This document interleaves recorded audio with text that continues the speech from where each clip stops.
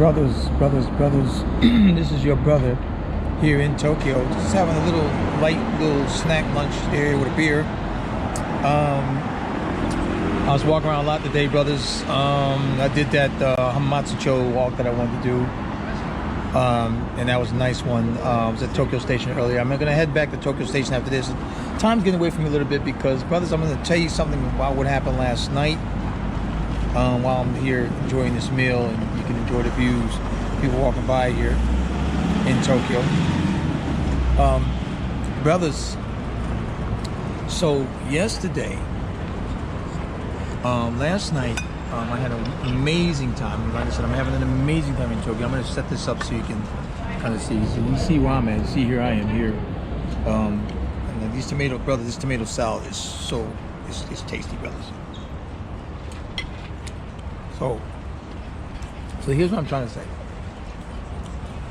So last night, I was in Roppongi.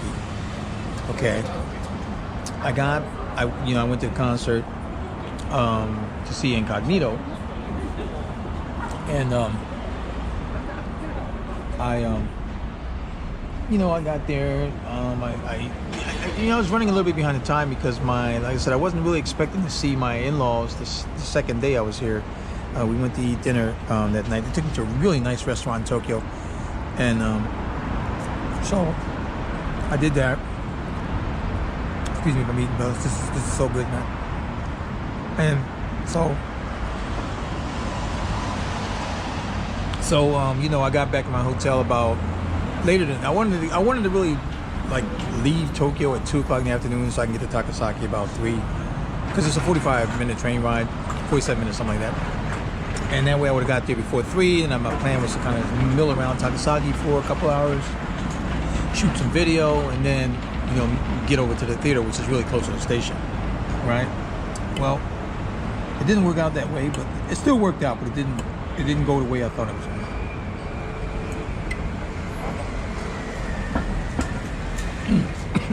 These tomatoes are good. So here's what I'm saying.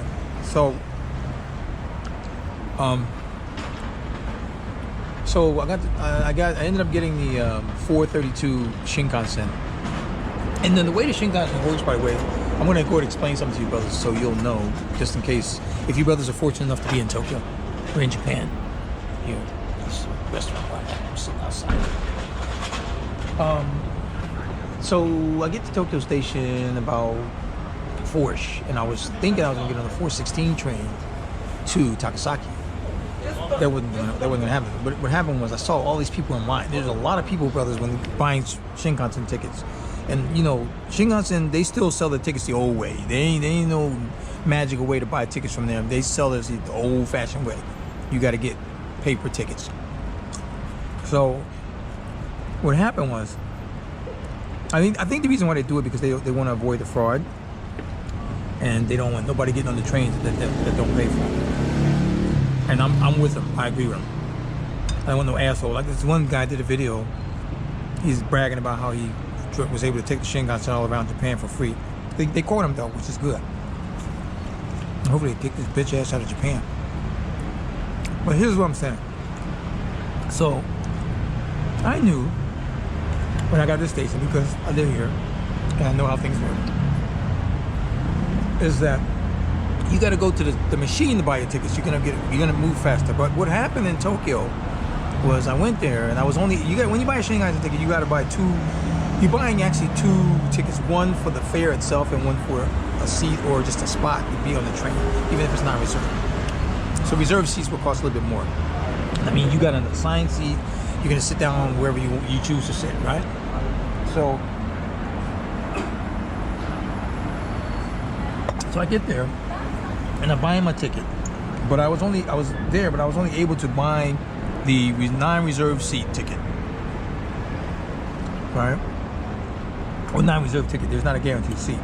Non-reserved ticket. You got to stand in line and hope that you get a seat when you get on the train. And then, so I couldn't buy the second ticket, the fare ticket. They call it JR Rail fare ticket.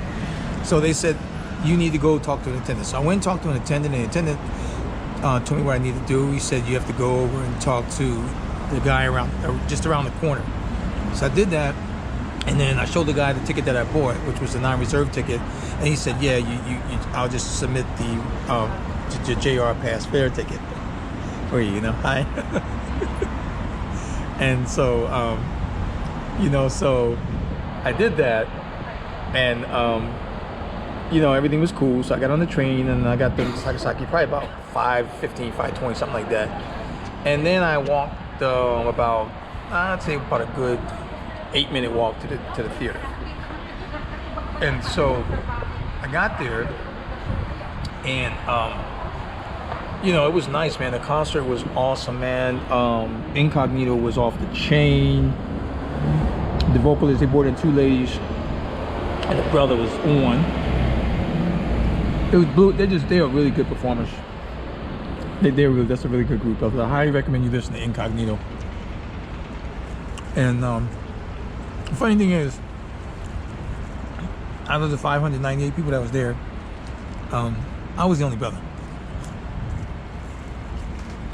And so during the performance, the brother was singing, and he stopped singing a minute. And he wasn't singing at the time. He looked at me and said, "I see you." So they all saw me. I saw the sisters over there looking at me too. You know how black people are, man. We recognize each other first before we recognize anybody else. So that concert went really well. So, but what had happened was when I got out of that concert almost 8:30 or so, I wasn't able to eat any dinner because I needed to get back to Tokyo. So, and this tomato salad is the bomb. I mean, the dressing is really, really good. I think I'm gonna make some of this for my family when I get home. I know how to do it now. I think I'm gonna make it really good. So anyway, so I get back to Tokyo. I caught the 8:30 train, I believe it was, 8:28 train, something like that. And I was able to get back to Tokyo about a little bit after 9. But actually, it was about 9:15 something. So then I took the train from Tokyo Station to Shinkansen Station, which is only 2 stops where my hotel was at. And then I called up a friend of mine here in Tokyo. We talked for a minute, about 20 minutes or so. I basically wasn't planning on going back to the hotel, but it was kind of cold last night. And I had on a dress coat. And the dress coat is not necessarily the warmest coat. It's warm, but if the wind starts picking up and you need some extra, I had a scarf on too, but my dress coat only has like buttons on it. And I bought 3 coats with me, man. 2 more like raincoat type of thing, but they were really nice trench raincoat. And then of course my leather jacket. So I get back to the hotel and talk to Connie, changed up, and I headed to Roppongi. Right? Now, here's where it gets really interesting, brothers. And you know me, brothers, I'm not gonna blow smoke on nobody's ass. I'm telling you guys the truth what happened. So, what happened was, I thought I was gonna get something to eat. Now I got the Roppongi a little bit after 10 o'clock or so. I was like, okay, damn, I want this salad dressing is so good. I think I'm gonna eat this, drink this whole thing. This is so good. Just a moment. I can't believe how good this salad is, but I'm not gonna do it because I look like a barbarian out here putting this thing up to my face. But anyway, so I get the Roppongi like about 10, almost 10:30, and it's a Sunday night in the big city. But most of the restaurants were closing up. The regular restaurant. The pubs and the bars will stay wide open. And the pub is good because you can get some food. So what I did was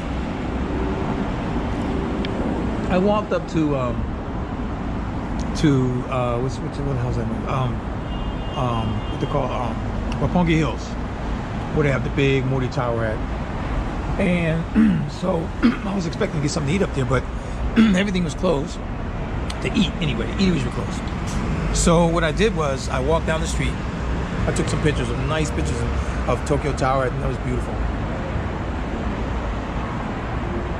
And then, so, you know, I saw this lady waiting at the traffic light, get ready to cross over, because I was gonna go left when I crossed. I hadn't seen anything.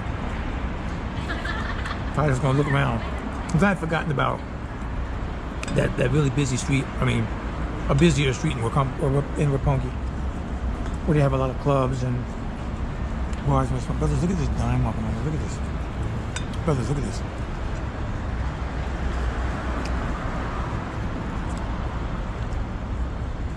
I mean, she looked better, man. In front, you can't see her from front. See, I'm holding this eye because you guys can see who's walking by. Anyway, so I get up to this, I catch up to this lady. She's at the traffic light with me. We can't walk for a minute. And all I did, I said, "See my son?" I said, excuse me. I said, "Is there an izakaya around here?" And she said, "Yeah, there's a few," which is a Japanese pub actually. And so what I did was, I just kind of, you know, I thought she was going to just tell me, or she's just going to say, "Okay, yeah, it's a Japanese pub over there. There's some pubs around the corner, and it's about it, right? And then you can go on and go." So, but no, it didn't go out that way, folks. That's not the way it works. What happened was, she continued to, you know, to talk to me about what I want to eat. You know, you want some, what you want to eat? Because I think what I had told her is that after a while, I mean, a few minutes, I said, "Well, look, I know what I said." The first time I said, "Well, she's coming around," I said, "You know, you want to go eat somewhere?" I mean, I said, "I'll pay for it no matter what," right? I don't know what made it come out of me, but you know, I just wanted to have some conversation, right? Because I was by myself.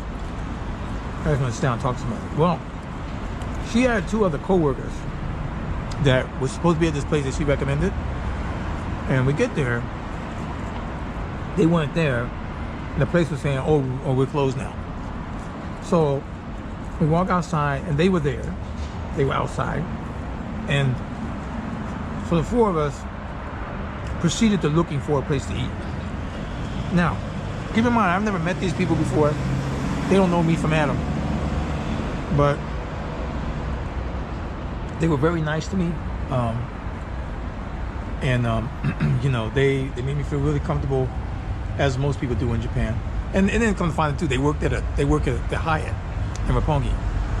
So we found a place to eat. We walked in there, and you know, we ate yakiniku, so a lot of beef, a lot of beef tongue. You know, it was good, man. They drank a lot too, man. They were drinking those mizuwaris. And so I had a couple beers, and so so we were sitting there, and then I said, "Well, hey," you know, because they were asking me how I was gonna get back to the hotel, my hotel, right? And I could have took the taxi. Excuse me, I'm sorry, brothers. I said, "Well, I'm taking a taxi." And they were like, "Oh, okay."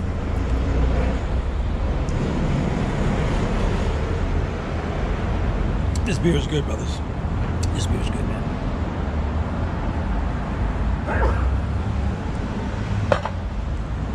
So, you know, but then what happened was, we all would have had to take a taxi back home, because the trains usually start running at a little bit after midnight, sometimes 12:30, 1 o'clock.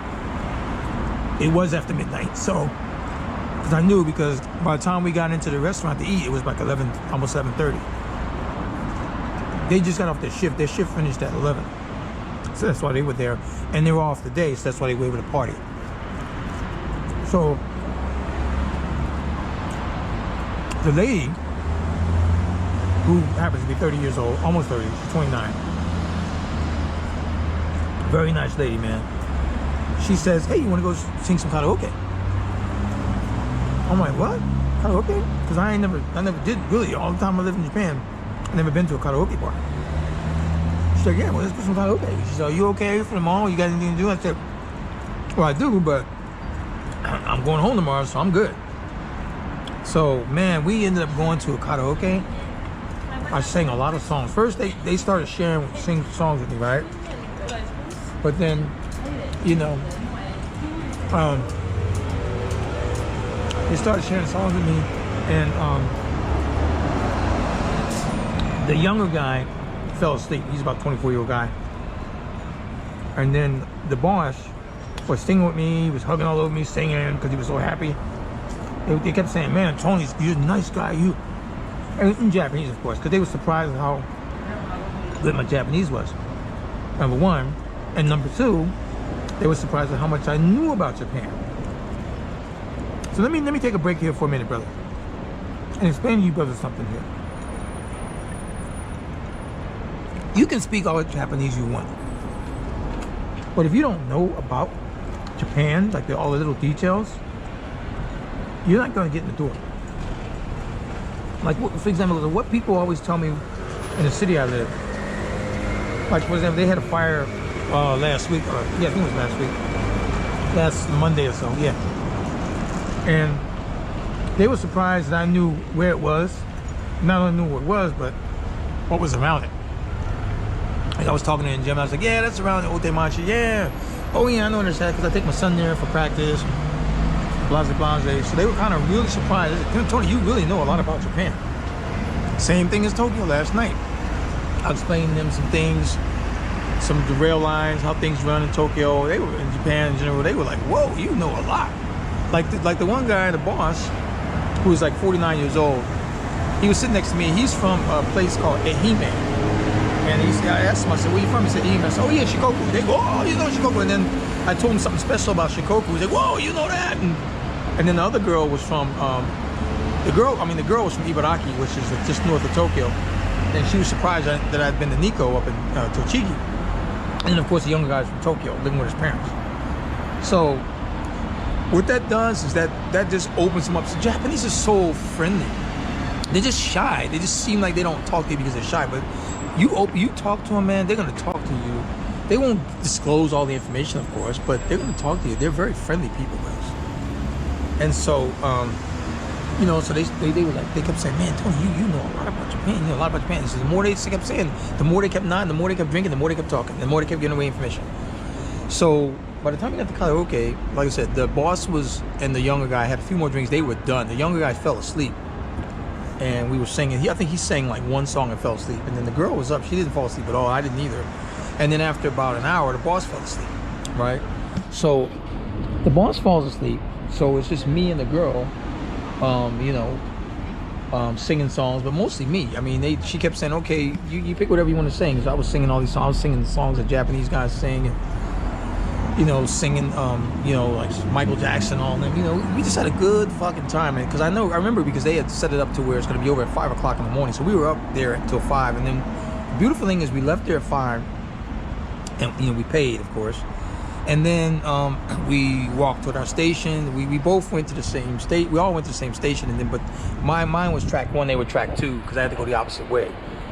And so, you know, I got back to my hotel. I'd spoken to DT for a minute, and then I went and hit the shower. And then, bam! You know, I went to sleep at 6 o'clock in the morning, and I woke up at 6:30 actually when I laid down. I woke up at 7:30 to call my family and say good morning to my son. I knew he had to go to school. I didn't want him to leave the house, so I said good morning to me. And then, you know, I say hi to my mom, my wife, and my daughter. My little girl was still asleep. And so, and then I went back to sleep, and I woke up about 9:45 or something like that. And then I got myself ready. Checkout was 11 o'clock, and so then I just started hitting the town. So that's how things go, brothers, in Japan. Look at how friendly this place really is. If you approach people with respect and you honestly are interested in what comes out of their mouth, and you're not so busy talking about yourself, you will be amazed at the doors that you can open in Japan. You'll be amazed. Yeah. I know that if you go from Tokyo Station to, say, Hamamatsu-cho, that you can take, because you know a lot of people, what they do is they put directions and then just tell them where to go. They say, oh yeah, you got to take this line, this Keihin line. You don't have to take the Keihin line. You can take the Yamanote line, which is the loop line from Tokyo Station to Hamamatsu-cho.